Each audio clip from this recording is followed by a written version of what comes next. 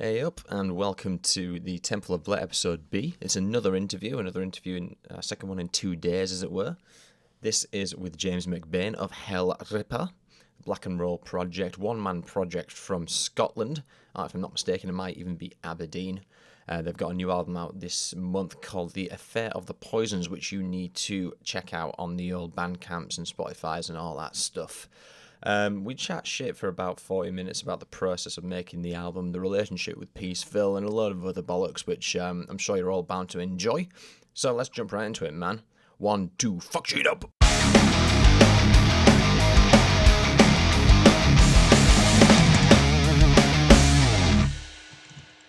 Good stuff. Right, I've got 5 questions for you, but every question has about 10 sub-questions. That's fine. Do you want me to go on video, or? You know what, man? If you want it to be on YouTube, let's go on video. I'm not too precious. I always open with video in case the recipient has video, but I'm not precious. Let's see. I haven't used Skype in ages, so I'm trying to figure out how to do shit. It's the only thing. I did a Zoom call on Wednesday last week, and I ended up having to use my webcam mic, which kind of sucked, but.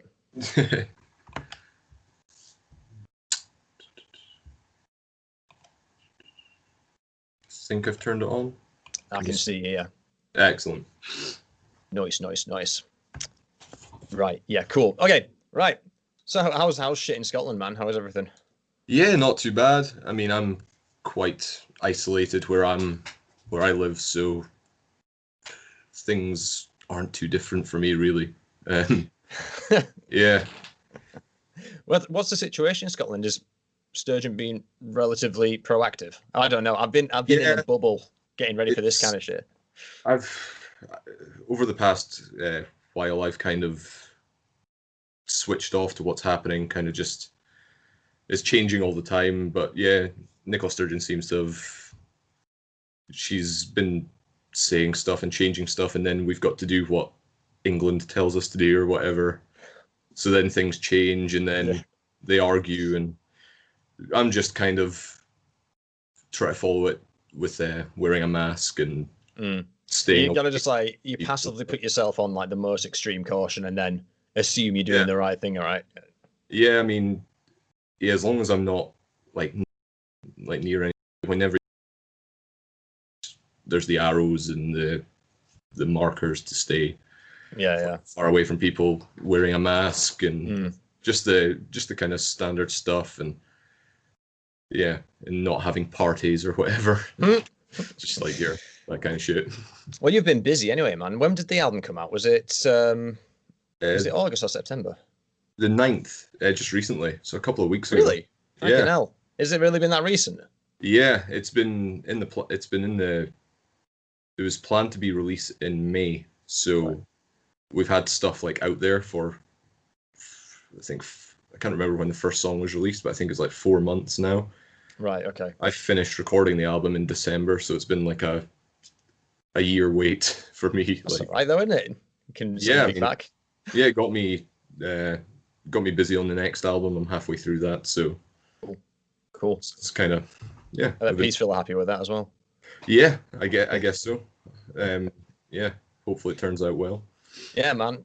So there's loads of good interviews out there with yourself about sort of the one-man band approach and obviously where everything's come from. But I've been doing a few of these interviews with regards to a project I've got going on about the history of Roadrunner Records, and I found that I'm really dull. So I've got a load of dull questions for you about the things sort of like behind the veil. What I consider to be behind the veil, but really is fairly straightforward stuff. Yeah, that's fine for me. Whatever. So the mix, so the mix on the new album, and to an extent the other album, the second album, it's fucking good because the way I'm phrasing it is black metal mix, but with a bit more utility. Like you can actually hear the reverb on the snare, and the guitars actually have some clarity. Was that like a design choice, like an actual mix design choice, or was this you developing your skill set as you go along? Kind of both. Right. Just it's a sound I was kind of going for. But it's like me developing. I mean, I think you can hear a massive difference in the mix of like the first EP to the latest album. Definitely, yeah. Like the latest album and the previous EP are kind of the sounds I've been trying to go for the whole time, or near enough. So yeah, over the years I've just kind of developed my skills and learned how to achieve the sound that I had in my head. Is it modeled after anything in particular, or were you just sort of thinking, were you thinking of an old schooly vibe, but again, like with more utility? Was there a particular album that you're like, this sounds fucking great, I'd like to recreate this? Yeah, it's kind of, I don't think there's a particular album, because if I aimed for that, it would probably be like out with my skill set. So I would probably be struggling. So yeah, just in general, kind of like an 80s feel, like an old school kind of sound. But yeah, like you say, but I've got more modern equipment. Digital kind of stuff is available now, like digital plugins and all that kind of stuff. So you can get quite good recording quality with little budget and that. So it's like, yeah, it's just kind of my take on like the old school sound. And I just kind of do it by feel. Like I get just as I'm recording things, I change things, and if something sounds good, then I keep that. And it's so interesting how like the entire energy of the album can be by the mix itself. Famous example being Slipknot Spit It Out. There was the demo that got submitted to Roadrunner, which was deemed like the best thing ever, and then they went back and did the actual album with Ross Robinson. I could be speaking out of turn, but I know the official album version ended up being not quite filled with the same energy as the demo version. So the demo version is what ended up on the album. That's what everyone kind of knows as the ubiquitous version of Spit It Out. But it's just so interesting to me how those mixed design choices can really inform what the listener gets out of it completely. And sometimes that's why you hear, especially in like the thrash metal days and some of the new wave of British heavy metal days, people really revere demos, but then don't like it when more people get involved. And sometimes it can saturate that energy. So I was just curious to see if there was where the design was coming from. But I kind of admire the Moxie just going, I'm just learning as I go and go by vibe, because that is, at the end of the day, is the essence of what metal is in terms of the sonic. Then you've got the other side as well, where if it's not good, if the sound isn't good enough, it takes the energy out as well. So you've got to try and find a good balance, I guess. Yeah, man. Like, that's what I try to do. I don't want it to be like overproduced, like just sounding perfect and things, but I don't want it to sound poor quality. Like, so yeah, it's all about getting the balance for me, really. In a live setting. So when we're back in the world where we had gigs, did you have to instruct the front of house guys, or did you kind of just say go and have fun with it? Not really. It's live.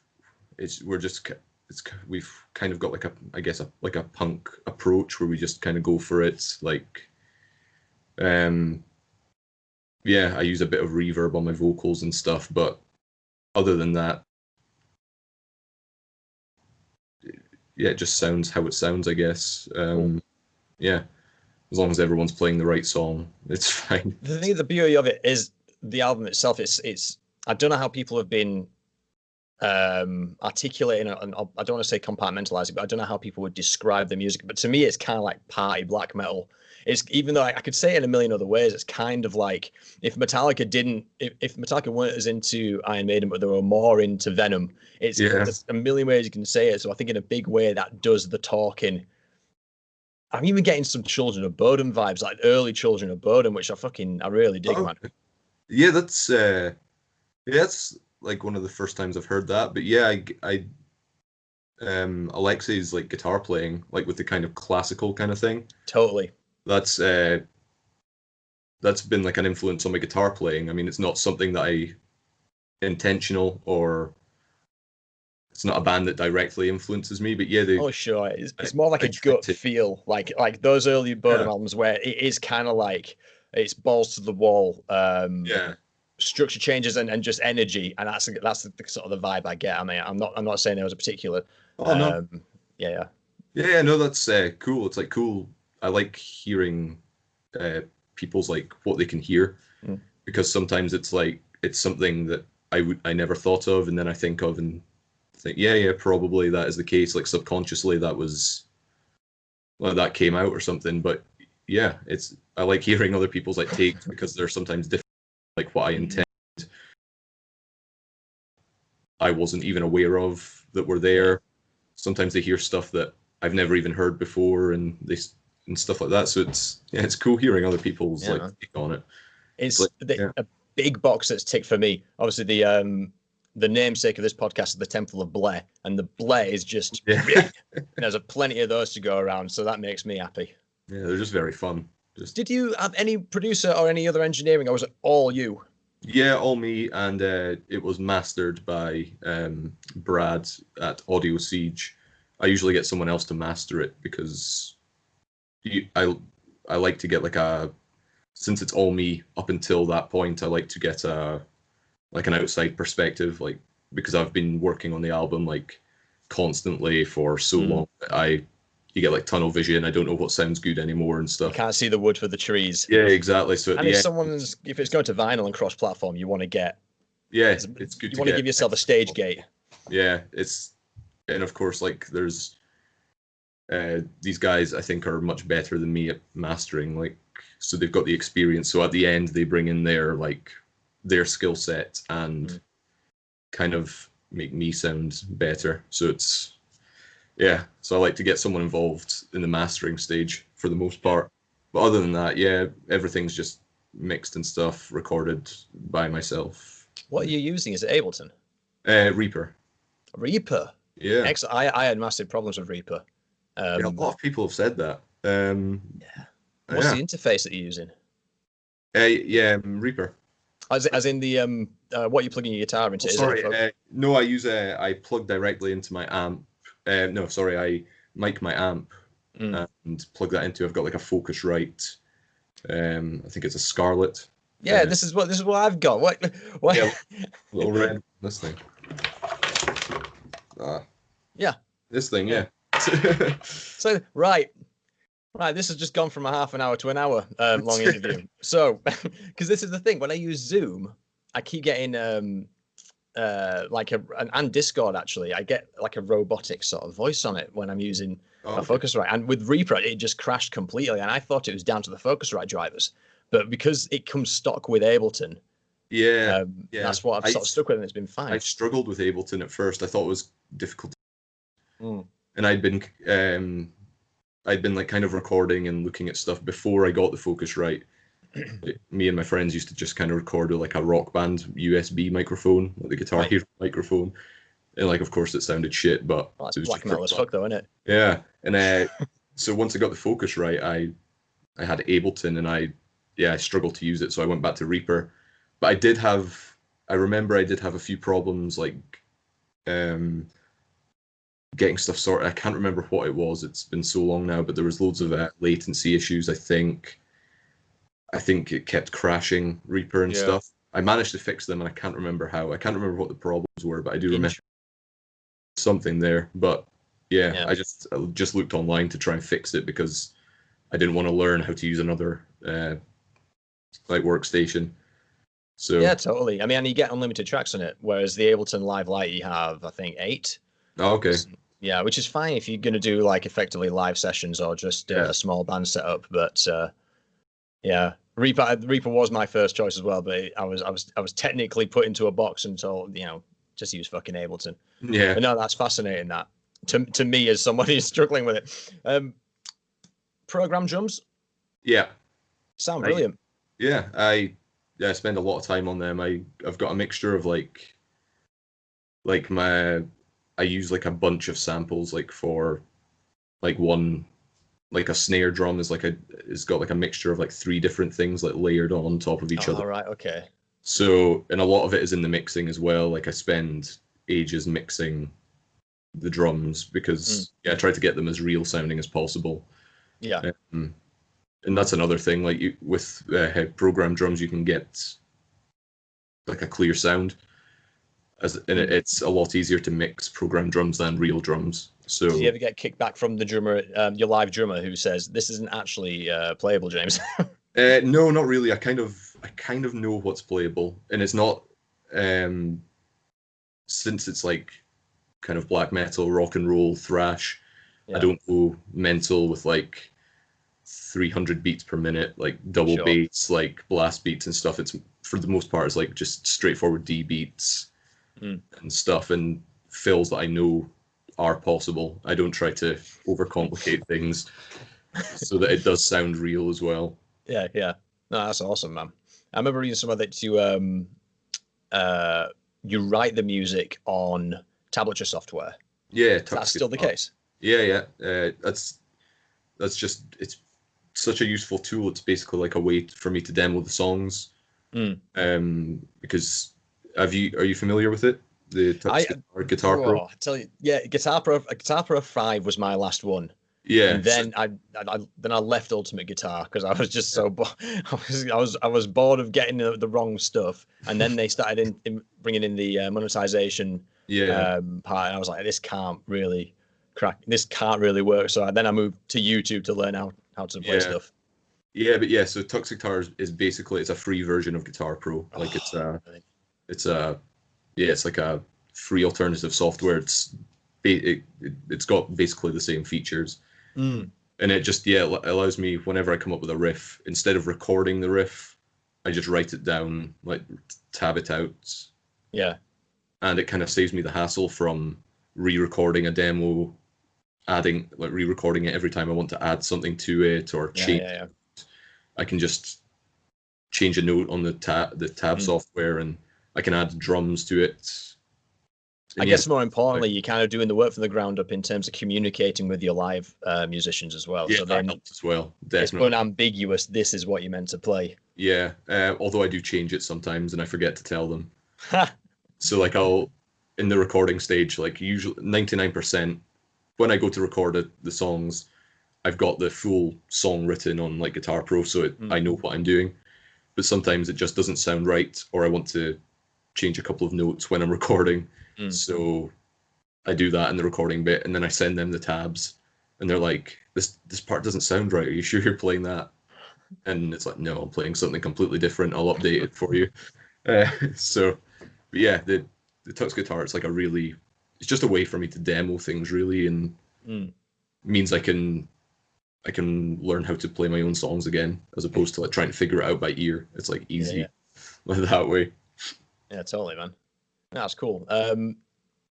So I want to talk a little bit about Peaceville, because with this Roadrunner project I'm doing in the background, I've been speaking to some industry folk and watching a lot of old interviews, and so the last 15 years has sort of presented a stock statement from anyone in the industry, which is effectively anyone in their bedroom with a PC can get signed, and not having played a gig or anything like that.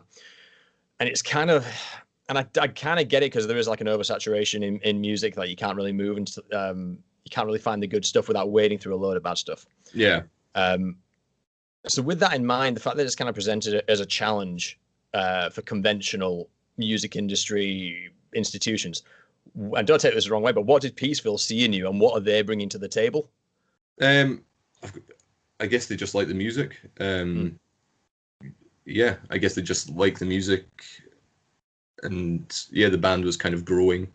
Yeah. So I guess they saw like there was potential or something for the band. So it wasn't worried. Nothing worried them by virtue of it being a one-man project, or the fact that you had most of the assets, that you had most of the infrastructure to do everything yourself. Yeah. No, I don't think so. They kind of, if I remember correctly, they asked me what my plans were. I said I'm recording an album. They said, fair enough. And that was really it. But yeah, like it's difficult. Like anyone can have like most of the assets and stuff that like a larger label does. But it's a lot of work, and there's a lot of things that they can offer that you can't, especially if you're like with me. I like to do basically everything myself. So yeah, Peaceville, they've got much better distribution, which is a massive thing for me, because shipping and stuff to the US especially, it keeps going up, like the price. Of course so it will, people yeah. can get things worldwide, like the releases worldwide for are much more reasonable. More shops and more stores. They've got like they've got like they can do their PR and stuff much better than I can.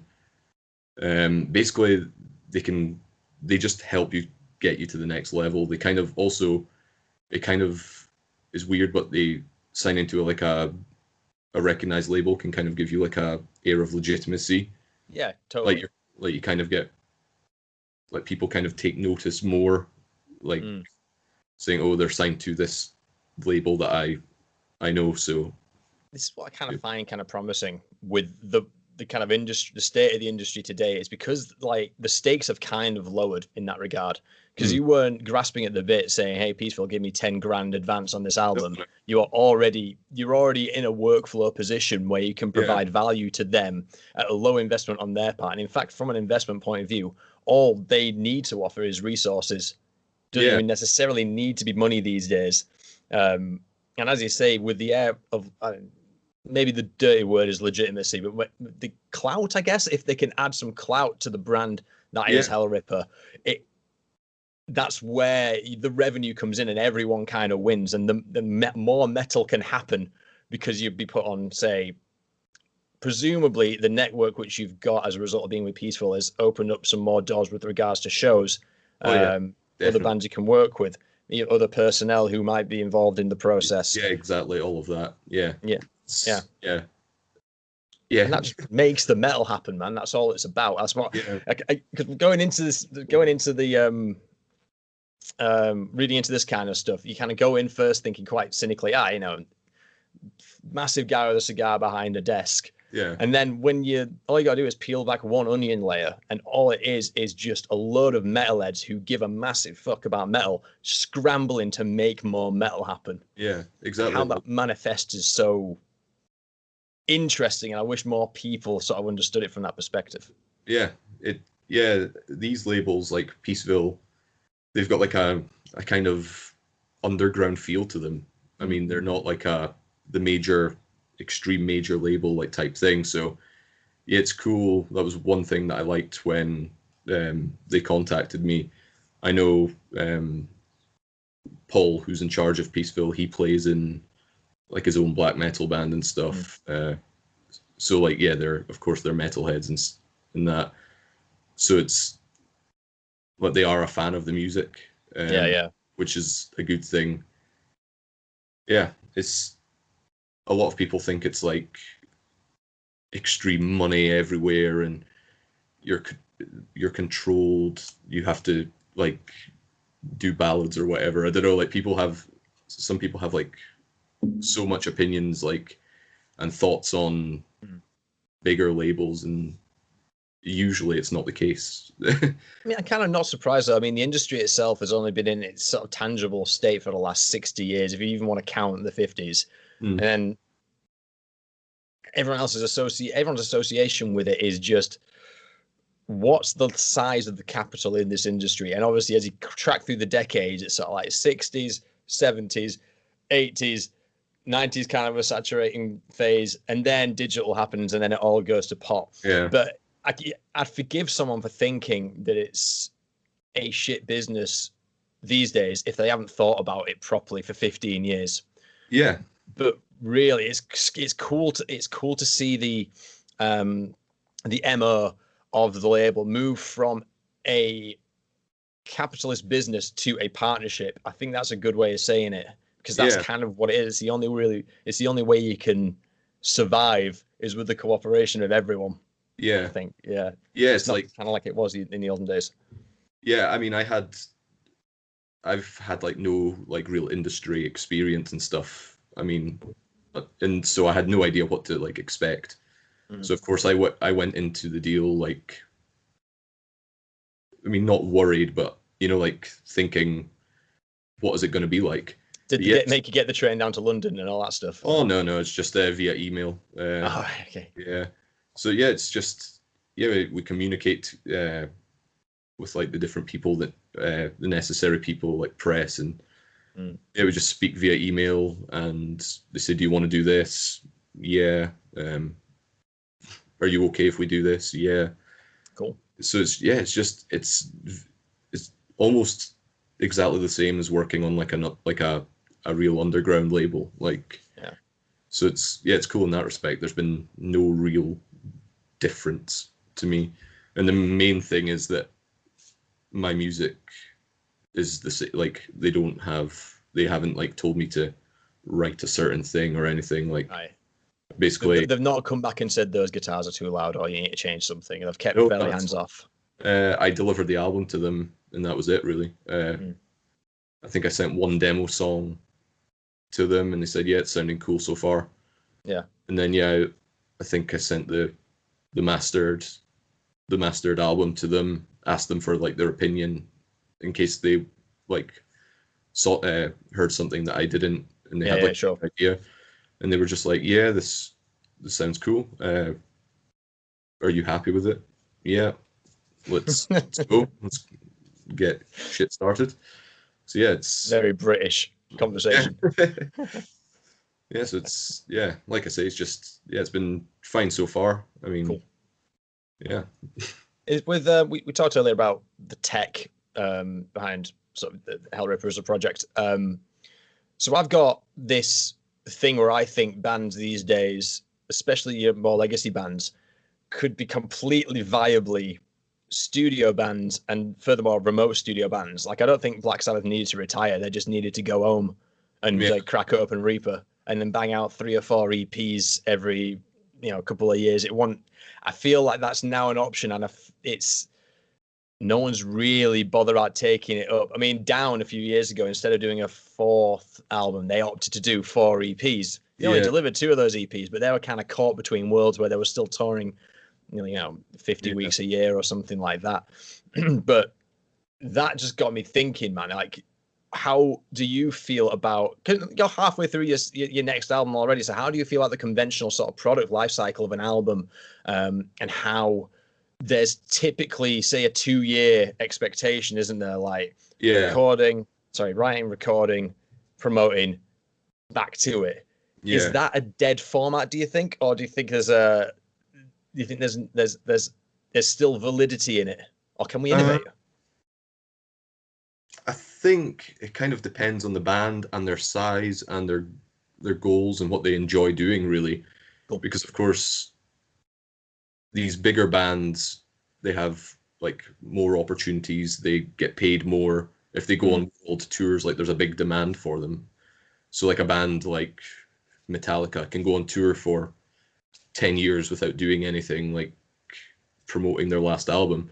Yeah. Whereas, of course, once a smaller band plays a couple of shows, like a couple of tours, I guess that takes a year or two. Then it's kind of time to start going again, so you can build, so you can get the hype again for a new album, get some new fans and stuff.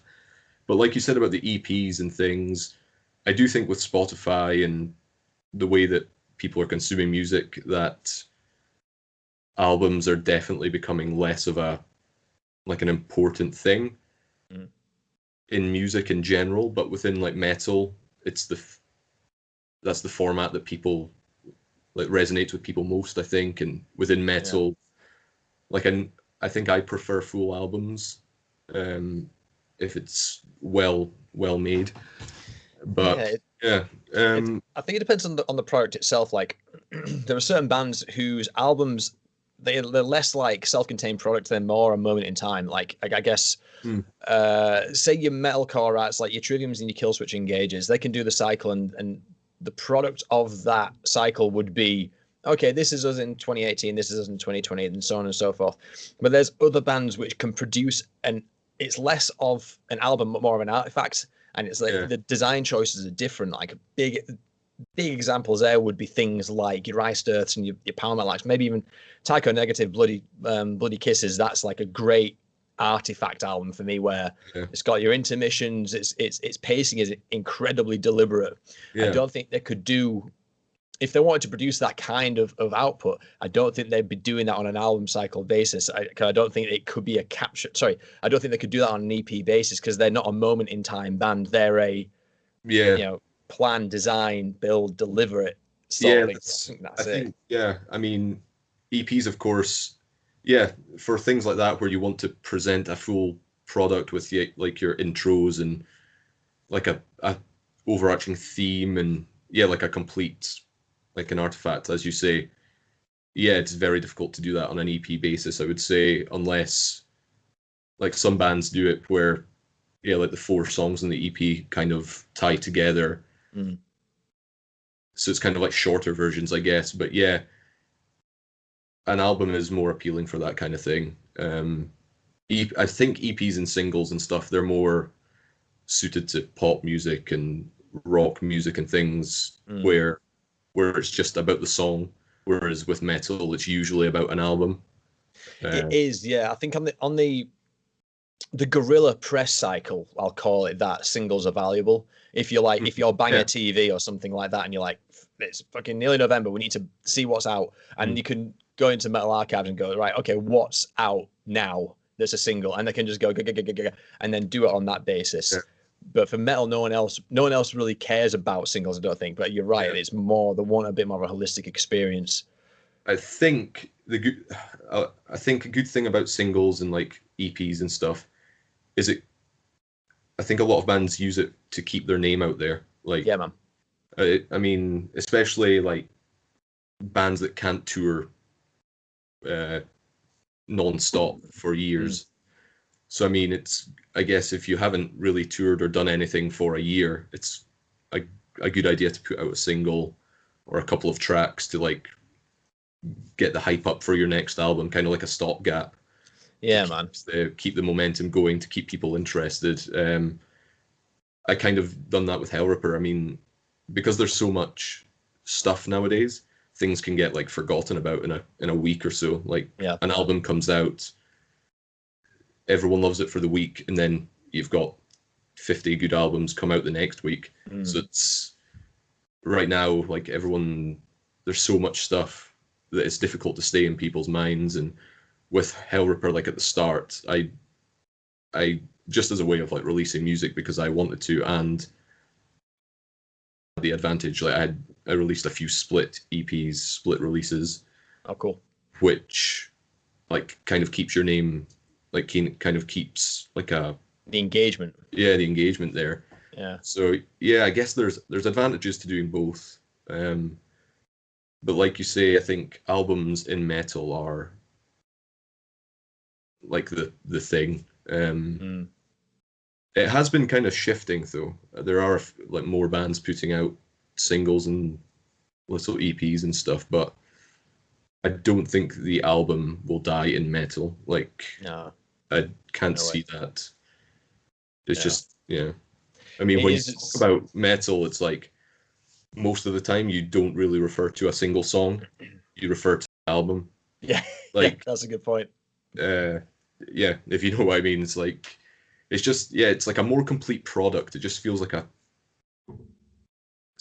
they just seem cooler than like a single thing, like a single song or whatever. Speaking of which, who did the artwork for yours? It was a guy, Skath Valder. He's done the artwork for almost all my releases. He's right. Okay. He's really good. I love the Coagulating Darkness one. Yeah. I love it. That's a cool one. Yeah, it just sort of speaks to that. Again, that sort of like black metal pie vibe. It's kind of like it is there's like a subtle silliness to it. And I like it. It's extravagant, and I like it. Yeah, that's what it's all about. It's fun. I mean, I try to keep it like fun. Like some of the lyrics are like over the top, and I do like I take the music seriously. I take it all seriously, but you've got to have fun with it. And I think metal is the most self-parodying genre. Yeah, I think its advantage. Yeah, absolutely. Yeah. Okay, so one thing I like to do on these interviews is we were talking earlier about sort of the engagement with the community and wading through all all the rubbish or stuff that doesn't resonate with you before you get to the good stuff. I think to fight that oversaturation, I've started to do tape trading, not actual physical tape trading. But in every interview, I ask the interviewee to give me a band that you think deserves more attention, and I will do the same. And then hopefully, if we both listen to those ones, then we're slightly better armed in this fight against oversaturation. So if have you got anyone that you think deserves a bit more love? Quite a few. Am I allowed to give more than one? Absolutely. Just forgive my clacky typing from my keyboard. Excellent. So Live Burial from Newcastle. Okay. Killer death metal band. Skeletal. It's THAL. Death metal from France. Very cult. Really cool. Butcher from Belgium. There's an umlaut above the U, I think it is. Cool. They're really cool, like speed metal type stuff. Wraith from the US. Again, killer metal punk, speed metal type stuff. Who else? I hate coming up with things off the top of my head. That's cool. I always forget. So yeah, I'll go for those guys. Cool. I've got two for you then on that basis. And you know, actually, I like these names: Live Burial, Skeletal, Butcher, and Wraith. It's all fair. It reminds me that Hellripper is it's a surprising name because you would have thought someone would have come up with that. Yeah, I know. Seems yeah. Yeah, I know. Yeah. It kind of rolls off the tongue. So I was like, yeah. Thought it was a cool name. So it's very metal. How it skirted past everyone up to this point, I have no idea. So I've got two for you. There's one which was given to me last week by Guido Gevels of Cyclone, 80s Belgian thrash metal Titans Cyclone, just called Cluda, CKLUD. Like they call themselves like sludgy black metal, but I think they've got a bit more. There's a lot more definition there. I disagree that it's sludgy, but again, it's obviously subjective. But they're really sick. Okay. There's also a local band around me called Dreamtroll. Oh yeah, I know those guys. Yeah, there you go. Yeah, they're really cool. good. Yeah, you're the first person who also knows who Dreamtroll are. They say they're keeping the spirit of new wave of British heavy metal alive. I get that, but I feel like they've got their feet in so many other different camps that I feel like that as a statement, it kind of weighs them down. They're a lot more progressive than that, I think. I think they're really progressive and they've got like a really cool aesthetic, I think. Like I don't know how to describe it. It's like kind of old school, like kind of it's like kind of 80s VHS type aesthetic that I really like. Yeah, if Stranger Things was metal, yeah, you're putting through the Stranger Things filter, that's kind of what they go for. I think they released a music video recently. And I might be remembering it wrong, but I think it's like through the eyes of watching a VHS or something, or the quality is VHS. Like, it was really 80s. I can't remember it. Yeah. I think most of them are that. There was something like there's something of the Chrome Viper, I think, where there's just like it's like a VHS footage of, it's like a snorri cam attached to like one of those little stringy worms you used to get as a kid. Okay, yeah. It's going about killing people. It's bloody brilliant. But yeah, they're one of those bands which I think this is maybe I'm so out of the loop. Maybe they're massive and I just don't know it. But I think they deserve a lot of attention. Yeah, I think they're really cool. I'm not too sure how big they are at all. I just know them. I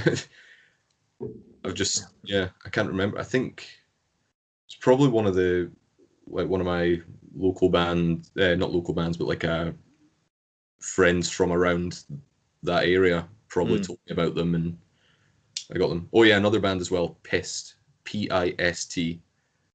They're really cool. Where are they from? I think Manchester. Right. Okay. Cool.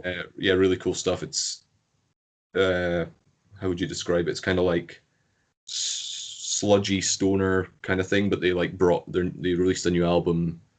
I think it was last year, where it's like they brought in like black metal, like kind of influence and stuff. Yeah, it's really cool shit. I'm gonna give all of these a listen, and they've made the list. I don't know what I'm doing with all of these. All the bands that I'm sort of collecting, I'm putting to one side, and I think I might do like a podcast episode with a load of people and just get shit faced and listen to them all or something like that. Yeah. I think that's the best way we can. The best thing we can do for metal is and bring it, give it a bigger seat at the table is to sort of pin out the ones that we like most and make sure everyone knows about them on like a face-to-face basis, or as best we can do in the middle of a global frigging pandemic. But no, that's awesome. I like to try and like support like my peers in the scene and stuff, like, because if everyone wins in the end, more people like more bands. Like, yeah, I mean, yeah, it's cool. Yeah, I think it just inhibits, it establishes a habit of making more effort. Yeah. When we've had 15 years of things being given to us by the internet, it's just like, well, what do we do if we just take that extra step? Yeah. I think. Last question in the spirit of Halloween, because I've taken up enough of your time. You've been incredibly generous. That's okay. As we run up to Halloween, have you ever seen a ghost or had a paranormal experience? I have not, unfortunately. Or fortunately, I guess. Nah, I'm not a believer in that kind of thing. Nothing weird's ever happened to me. So yeah, both fortunately and unfortunately. It'd be a cool story, but it would also be fucking terrifying.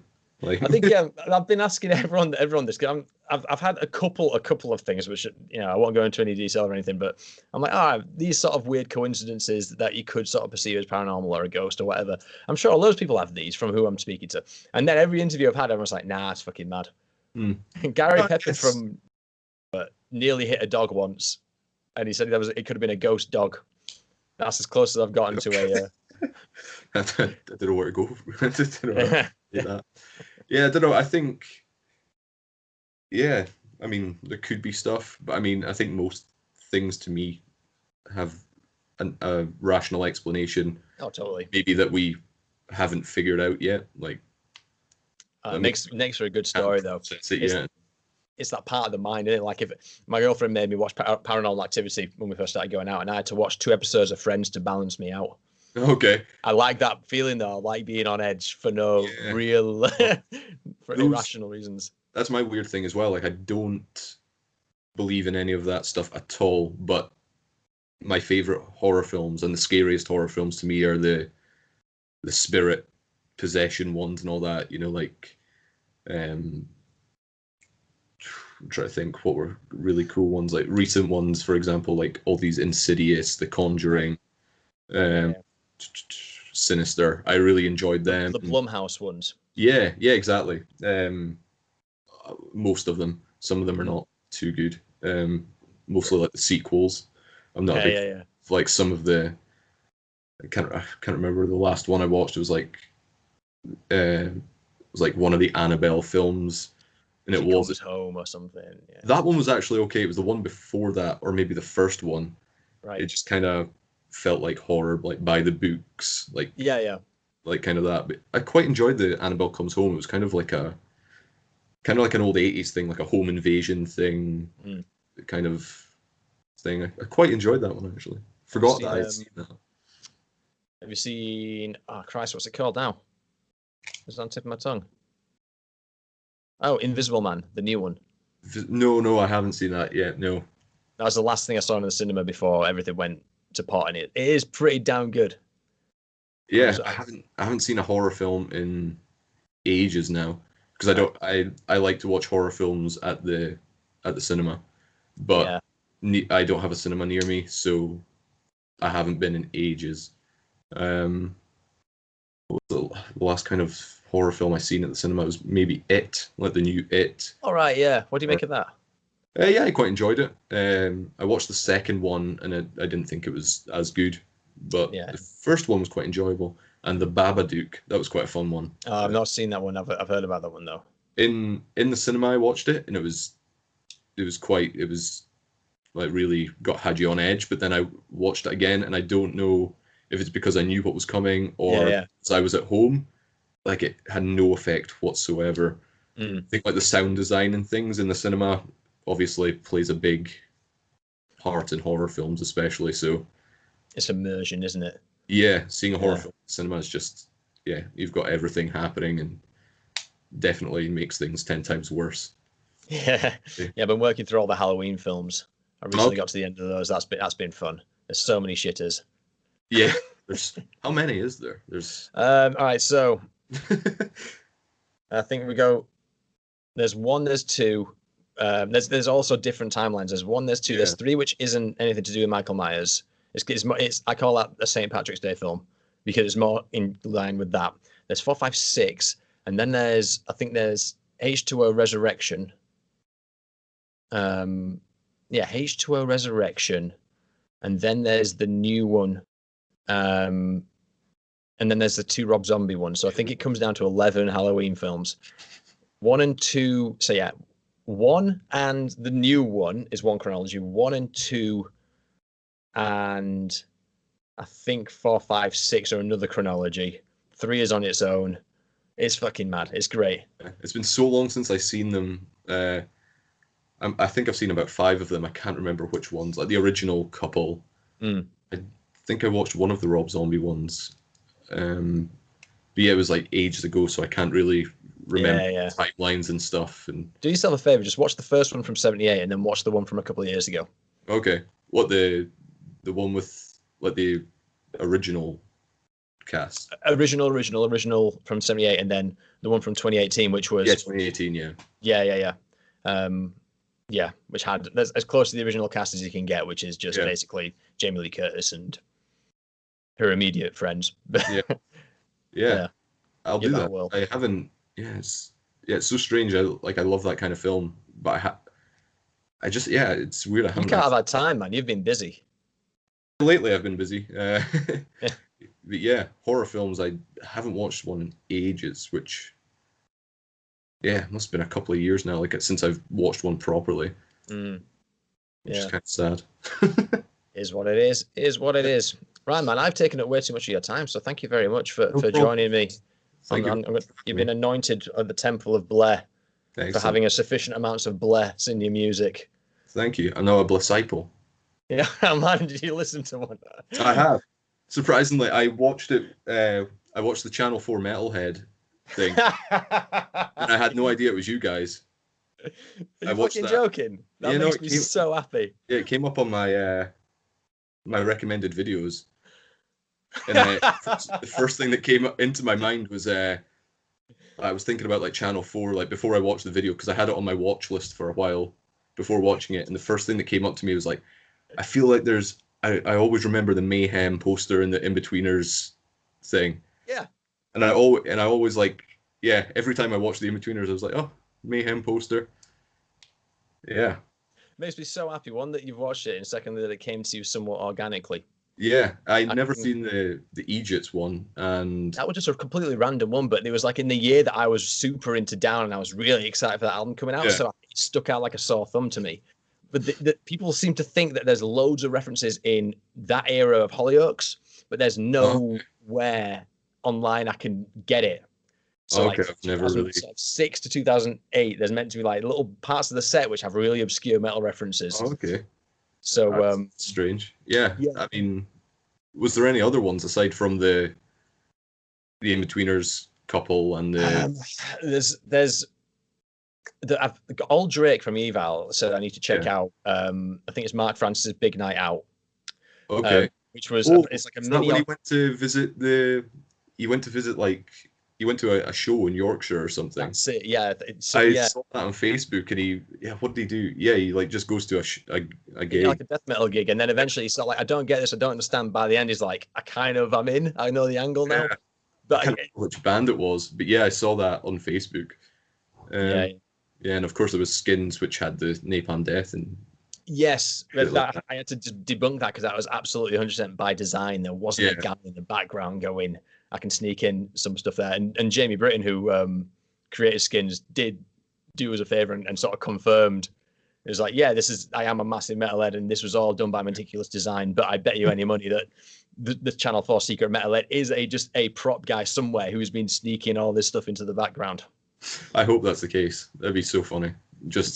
Definitely. The thing is, though, there's no fucking mistakes in production. Yeah. None. I'd love to see him. I'd love it if he like went further and further to see what he could get away with, like by including like Cannibal Corpse album covers, like in the background of Hollywood. Or some shit like that. Just like see what he could get away with. But yeah. Yeah, Slowly We Rot somewhere in the background, like Loose Women, some shit. Yeah, I mean, I think he's gone. I think he's been in my head canon. He's been found out and exterminated for his crimes. But we got the search goes on. I keep finding like other little tidbits of contacts in like the IMDb archives and trying to find send emails to those guys saying, right, there's an hour YouTube video stipulating my theory. Tell me if you know anyone, and I just don't get a response, which is fine. Yeah, hopefully you find it. I'd be very interested to see what if it is a secret metalhead guy, what his thoughts were. It's such a cool way to like just subconsciously spread shit. Like, yeah, it's cool. I always like it when I see like a TV show with like a little metal reference. It's kind of one that's not shit as well. One that's like specific enough to know it's a metalhead and not so generic where it's like, oh, right, someone's heard of. Yeah, I can't even remember any off the top of my head, but there have been a few where it's like really obscure. I mean, like examples are in. I mean, it's not like secret, but like that. Have you seen Dark, the Netflix series? German Netflix series. It's like the guy's a big Creator fan. And he's like singing like Creator in his room and stuff. And yeah. Or I can't remember what it was. I think it's the new Stranger Things. There's a tank poster in the background. Either Stranger Things or It, I can't remember, but there's a tank poster, which I thought was strange, like, because Tank are not a big band. It's a frustrating thing when the actual show itself is a particular set piece, and then you can't go, right, that's too specific because it was of the time. Yeah. You know, that's the frustration. Yeah. But there was one where Coronation Street kept playing Metallica. But that's because Metallica were playing Manchester like that week or something, so that was again all by design. But yeah, no, I'm going into the archives. That was my warm up before the Roadrunner project, and so I'm trying to approach the Roadrunner project with a similar level of intricate anal analysis of everything to the point of tedium, and then Raw can just make fun of me for trying to make a good go of it and make occasional contributions. Yeah, every once in a blue moon. That's such a strange way of promotion for Metallica to have their stuff on the radio in Coronation Street. Yeah, it's such a strange method. I mean, I guess get the name out wherever you can. Yeah, but I mean, who's watching Coronation Street and thinking, oh yeah, there's a Metallica show, I need to go to that. Yeah, that's a strange joke on their rather than anything else, but. Yeah, the fight continues on. The search for the secret metalhead continues. He's out there somewhere. Yeah. It's so strange that you can't find, like, direct... Like, you've got to go this far into research. Well, the thing is, it's... From a production standpoint, there's you get the credits on everything, and then there's a bunch of underlings who won't get jack shit because they're not... For whatever reason, because they're probably just hired labor as opposed to art direction or props masters and things like that. So that'll be who it is. But yeah, and another obstacle is the IMDb archives are not necessarily too specific. They're production companies, but when the production companies say changes every episode, it kind of like throws a spanner in the works because it's not likely that this one props person is going to work across all of them. Yeah. But another one is for the in-betweeners specifically, there is a props master who is a well-renowned props master, but I can't find any contact details. But he's working all the time. I can't find any way to get in touch with him. Yeah, again, and it was like you were saying on the thing, it could be a promotion thing. I remember reading a couple of guys speaking about it, saying they used to send their stuff, like a label would send a bunch of stuff to like a particular network, say Channel 4, and they would just like use it throughout the next year or 2 years. Like, so yeah, it could be, but yeah, it is very specific. That's the thing. If you don't believe in coincidences, that you believe in a secret metalhead. I hope it's a secret metalhead. It's way better promotional thing. Yeah. Man, you need to get a lot of Hellripper posters sent down to Channel 4. That's what you need to do. I'll find bait the Channel 4 right now. Bait the secret metalhead out of... when Peep Show comes back, I need to get a collaboration with Jez and Superhands. Yeah. You know. That's the goal.